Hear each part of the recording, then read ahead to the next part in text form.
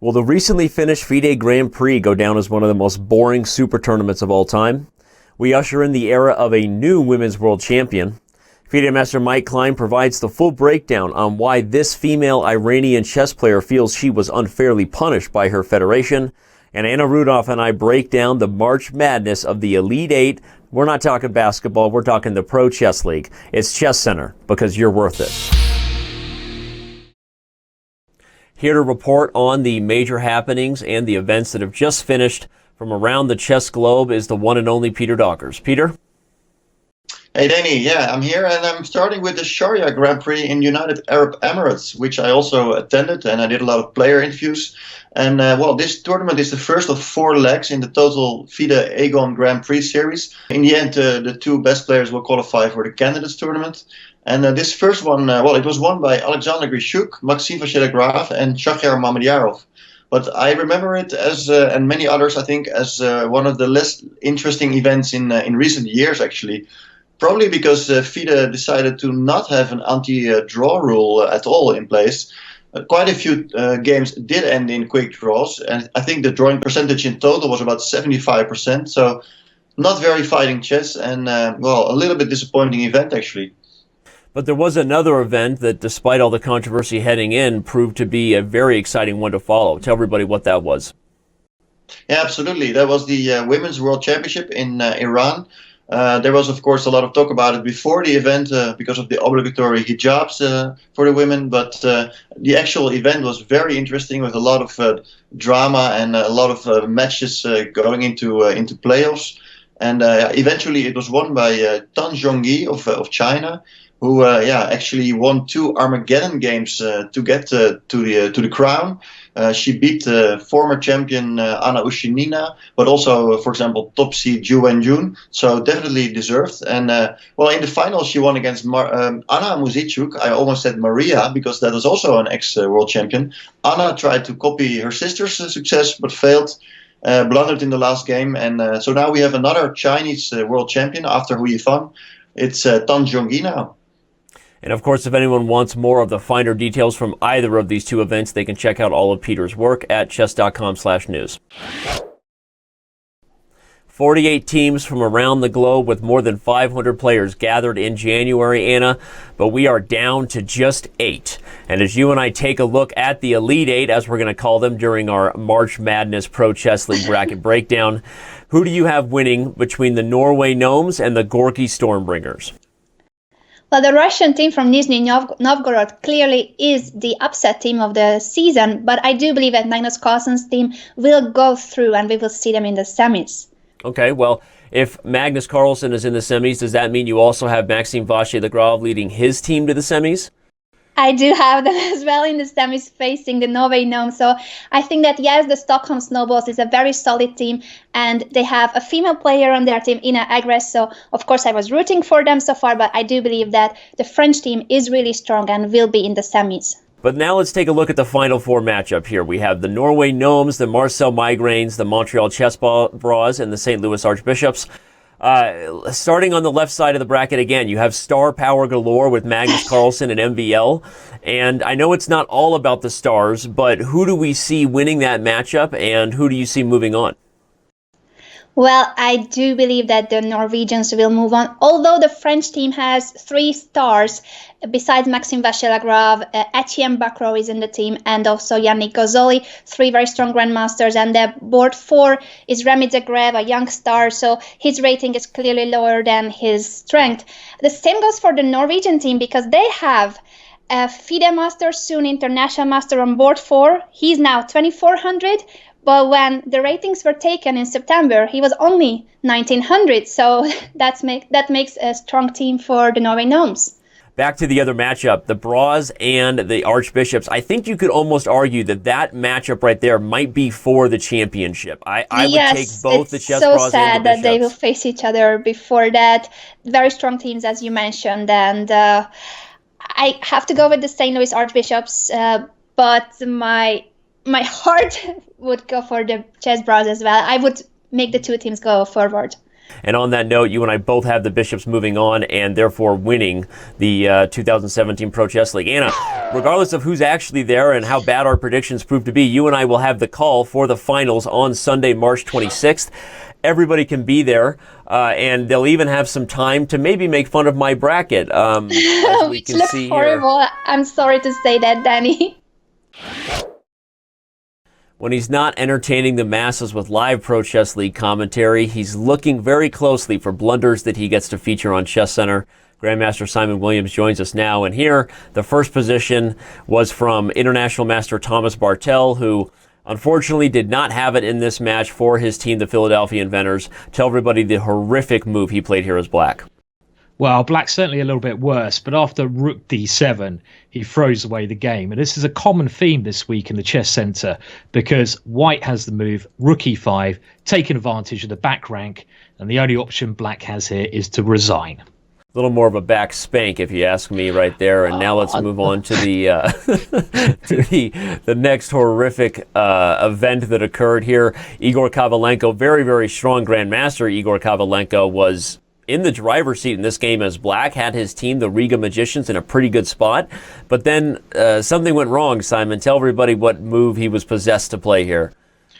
Well, I mean, I think possessed is the right word, Danny, because something possessed him or something possessed his hand. And in this position where he's clearly winning, he played the move queen to e5 check. And that is an awful mouse slip or something, Danny, isn't it? I don't even know how to describe it, but yeah, I'm going to show it a few times just because we want to make sure that stings for a while to come so it never happens again.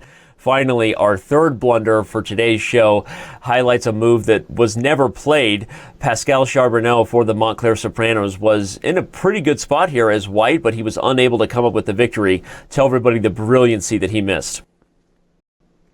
I mean, it's an amazing example of what I call an empty square sacrifices. Most sacrifices are played against a piece, but in this position, white can play the simply astonishing move, knight to g6 check. And whatever way black takes this knight back, it's going to lead to checkmates. Let's have a look at them.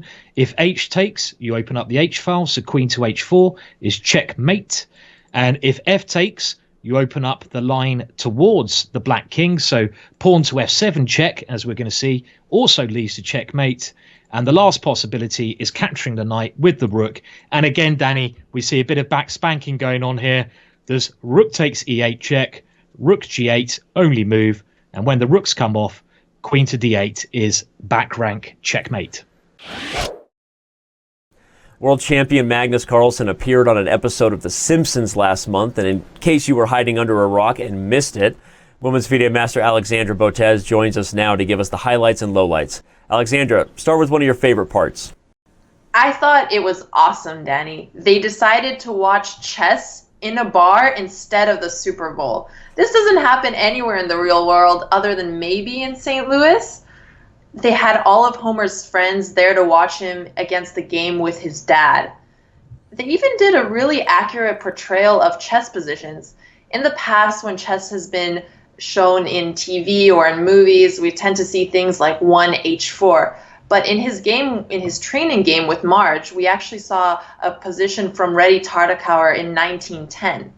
They also managed to make Magnus pretty funny. They did paint him a little bit like a cold, emotionless Norwegian machine. And although this is not the colorful Magnus people in the chess community know, I think it was really good at making it entertaining, even for non-chess players, and maybe giving us a little bit of insight on how other people see chess players. You mean Magnus isn't a cold, emotionless Norwegian robot? Maybe only 90%. Mike, you released an exclusive Q&A this week at Chess.com News, interviewing female Iranian chess player Dorsa Derakhshani. The fans went viral in the comments section, and why don't you tell the viewers of Chess Center here why they may want to check out your piece? Well, Danny, it's the first time we've heard from the affected player herself. She explained that she was not playing under the auspices of the Iranian Chess Federation, nor was she playing on Iranian soil. She didn't feel the need to wear the headscarf. So you'll want to see all that and more, her explanation about why the banishment from the Iranian Chess Federation was not warranted. She also explained about her brother's situation, 15-year-old boy got banished for playing an Israeli, only he didn't even know he was playing an Israeli until after the tournament was over. That seemed a little bit unfair. You'll definitely want to go check out the Chess.com news article and where she explains the entire situation for us.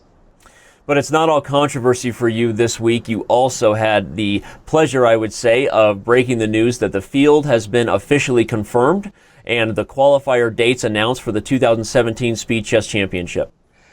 That's right, Danny. Go ahead and call in sick on May 3rd. We have almost a year-long competition kicked off by Hikaru Nakamura against one of the 4 qualifiers. We don't know yet who, but a lot of 2700s have already said they're going to play. We have 4 title Tuesdays in the month of April, all of which will have big prize funds and will land you a spot. We've got double the number of total players, 16 in total. Magnus Carlsen, he's coming back to defend his title. We've got former women's world champion now, Ho Yifan. Richard Rapport, how many times are we going to see his G-Pawn push? I don't know. But the Speed Chess Championship looks to be even bigger than last year's event.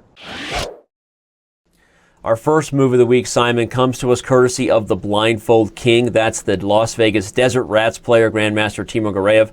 Now, rumors can neither confirm nor deny whether he was blindfolded during this masterpiece, but regardless, tell everybody how he brought the hurt to Daniel Naroditsky.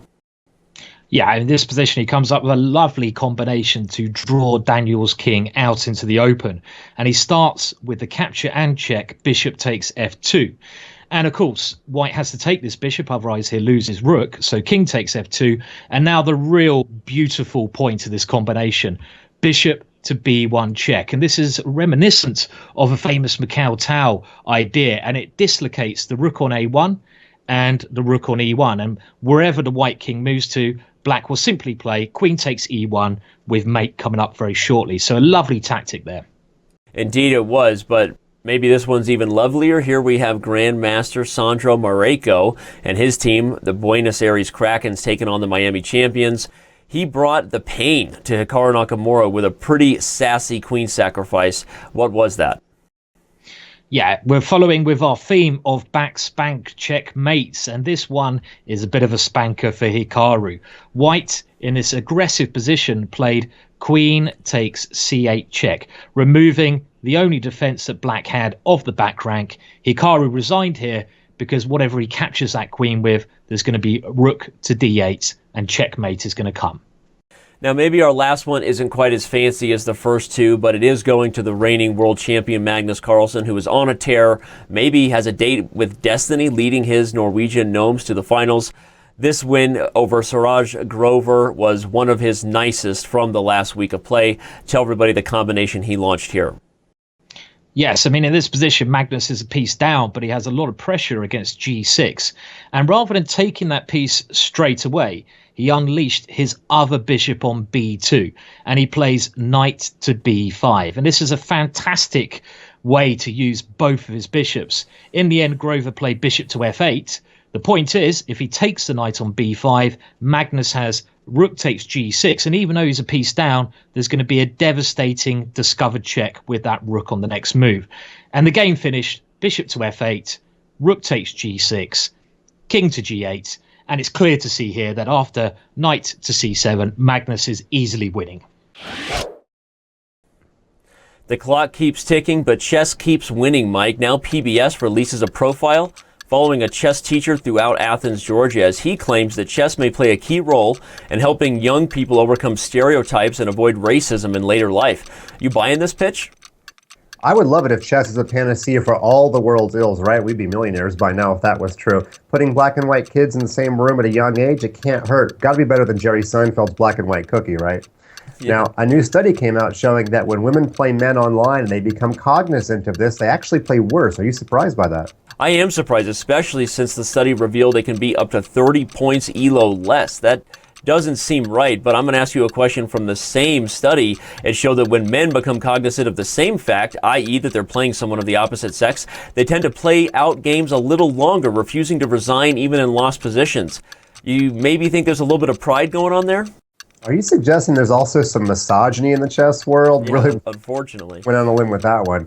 Yet another study with yet another controversial finding that chess may actually not be beneficial for education. Do you buy that one?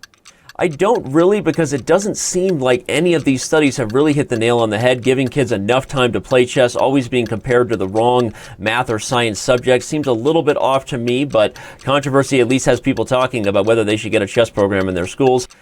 Finally, sticking with chess teaching, Mike, can you tell the world why there are currently 3 black grandmasters traveling all over Africa? Well, it was born of Grandmaster Maurice Ashley's captaincy of the Ivory Coast team at the Baku Olympiad. He said it wasn't enough just to have the honorific and be there. He wants the African teams to be competitive, so the Kasparov Chess Foundation is sponsoring him, Kenny Solomon, and Grandmaster Magnus Carlsen to go around Africa and help improve the abilities of the players there. Finally, Danny, the U.S. champs field is announced. The big 3 are back. Will Wesley So get through yet another tournament without losing a game? It would seem unlikely, given that he's going up against big rivals Fabiano Caruana and Hikaru Nakamura, but if I've learned anything, it's over the last 8 months, don't bet against Wesley So.